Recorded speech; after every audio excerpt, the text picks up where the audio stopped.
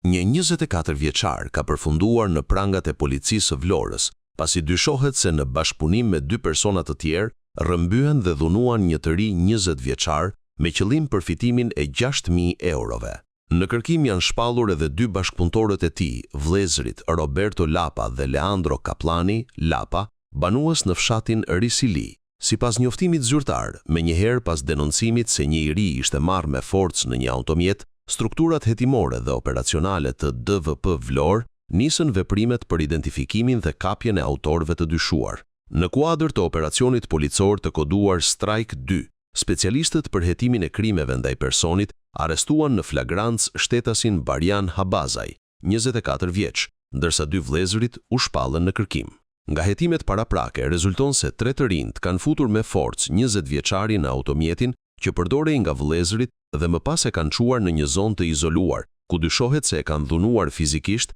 për ta detyruar të jepte shumën prej 6.000 eurosh. Policia bëri me dije se hetimet vijojnë në bashkëpunim me prokurorinë, si për dokumentimin e plot të ngjarjes, ashtu edhe për lokalizimin dhe arrestimin e personave të shpallur në kërkim. Materialet procedurale janë referuar prokurorisë pranë gjykatës së shkallës së parë të juridiksionit të përgjithshëm Vlorë për veprat penale rrëmbimi ose mbajtja penge personit dhe shtrëngimi me anë të kanosjes ose dhunës për dhënien e pasurisë, të kryera në bashkëpunim.